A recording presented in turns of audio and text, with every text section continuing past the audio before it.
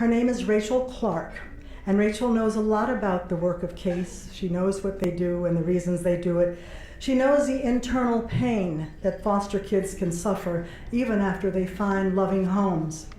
We're lucky that she soon will be graduating from the University of Maryland with a degree in family science and will probably one day be using her firsthand knowledge to help other kids. I had the pleasure of meeting her, and let me tell you in advance, that story is going to be on the 11 o'clock news tonight. But she is the star of this evening. Rachel.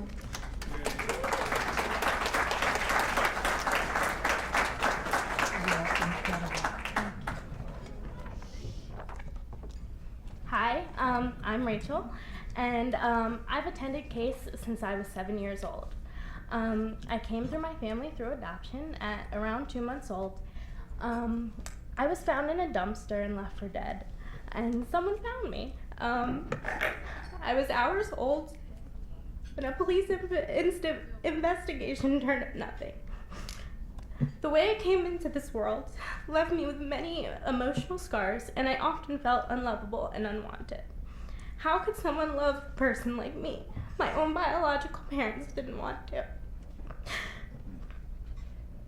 Because of this traumatic experience, I harbored feelings of loss, as well as a fear of abandonment and fear for my own safety. I remember thinking that every day when my parents left for work, that was the last time I was ever going to see them. That they were going to leave me in some horrible way, like a car accident or an explosion, and I would be left alone, much like I was in that dumpster years before. It became an uncontrollable and debilitating anxiety. I couldn't go to school or sleepovers, and there were many nights spent awake and crying when a parent had to go on a business trip. That's when C.A.S.E. came into my life. I had been to some therapists before, but none could really understand the emotional trauma because of my birth story and the circumstances surrounding my adoption. It was at C.A.S.E. that I met Debbie, and I finally felt like I had someone who understood my special needs. Debbie helped me to understand that my parents loved me and would not leave me, and that there was nothing I could have done to my biological parents to make them keep me. My parents also joined in on our sessions so they could better understand what was going on through me emotionally in regard to my adoption. Through C.A.S.E., I began to be able to love myself, even if my biological parents couldn't. And it was nice to have somewhere to come where I could truly be understood and that they knew how to handle how I felt. Because of the circumstances of my adoption, I knew nothing about my biological family, including who and where I came from. In my teens, I had dreams of becoming the first woman president. But I had fears that when the country dug into my history, they would find out what had happened to me as a baby and think less of me. On top of these worries, I also felt like a part of me was missing because of the lack of knowledge I had. This is when Debbie told me one of the most profound sentences of my entire life. She told me that I could use what I knew of my background and take some of my assumptions to make my own story and therefore create my own identity. At the age of 19, I found some distant blood relatives through a DNA service. After talking to them, I learned that I was Mexican and Native American. It may not sound like a lot, but to me it was a big piece of my identity puzzle solved, and it took a huge weight off my shoulders. As I age and different issues come up, I know that I can rely on the people at C.A.S.E. to help guide me through. My story comes together more and more every day, and in June I will begin my own family with a great man. That means the world to me, and without C.A.S.E. I don't think I could have managed that. I am currently an intern at C.A.S.E. and it's been amazing to give back to a place that helped me so much over the years and gave me hope when I felt that I had none. Thank you.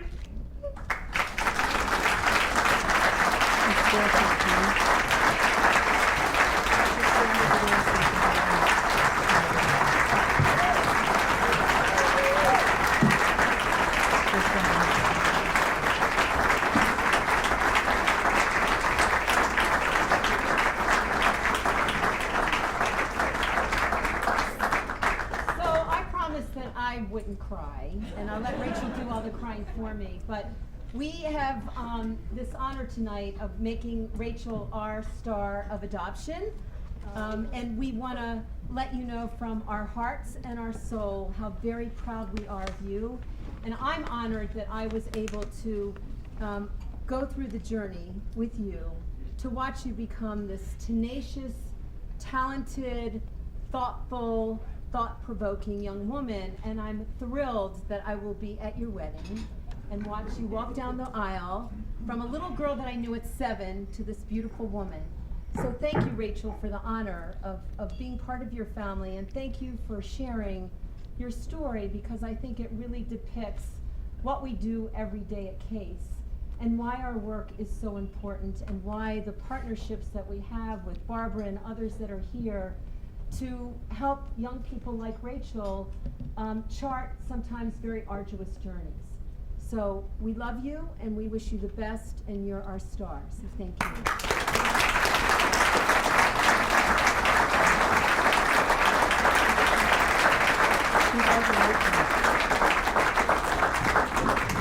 Now you didn't, I hope those who did not get to hear what Debbie said, because I pushed them out so that you could see them, and also that my camera would record them and not be hidden behind this. So were you able to get all that she said? Great. So thank you so much. And while you're standing here, let me just say that I think we should also introduce some very important people who happen to be here. Her wonderful parents, who I also have gotten a chance to meet, Jennifer and Dane Clark, are here as well. Could you stand up? Maybe you'd like to come up here.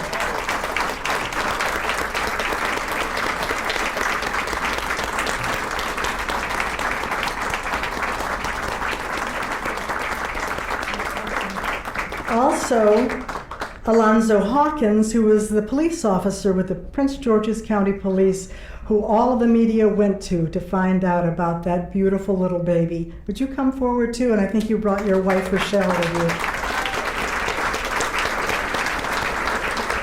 They have stayed in her life all of these years. And I see that Hawk, as he's called, can't hold back the tears either. Do you want to say something, Hawk?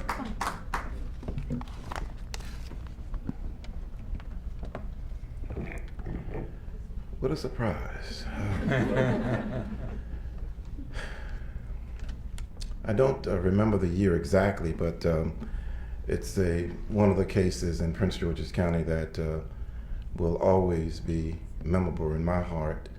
And when I retired in 1997, and fast forwarding a number of years, Jennifer, Rachel's mother, decided she wanted to find me, and she Googled and she found me, and there was a surprise party for Rachel, and I just thought I would never see her again. But I've seen her again, and I just can't believe, when you look at this beautiful young lady, how could someone be so cold and so callous to do such a thing? But thanks be to God that you're here with us today, and we're very thankful for the beautiful parents and for organizations like C.A.S.E. Thank God for you, and for Amen. The lovely Miss Barbara Harris. Thank God for you. I watch your Wednesday shows, and we're happy to have you. Okay? Thank you. We thank you. And I'm just happy to be here tonight. I'm very grateful, and to have my lovely wife Rochelle with me. And we love you, Rachel. Thank God for you. Dane or Jennifer, did you want to say something? Oh, Matt. I would like to invite Rachel's fiance up, who's going to be marrying her on June 22nd. He's going to be having that second. Oh, I'm sorry. It's really been an honor, to be privileged to be chosen as her parents. We had prayed every night for 8 years for a baby, and I finally said, Lord, if you don't want me to have a child, you got to take this desire away, because I can't handle it. I couldn't be around pregnant women or go to showers or anything. And then she was found, and Dane cut out all the pictures, and we put them up in my office at work, and people would come by and say, who's that? And we say, oh, that's a baby we want to adopt. Say, oh yeah, you and about 1 million other people. But we feel like God really had his hand in it and wanted us to have her, and after 8 years, I finally have been able to embrace my infertility, and she is the icing on the cake. We each have biological children from our first marriages, and having Rachel is just, she's the perfect family member for us, and we're complete now. Thank you.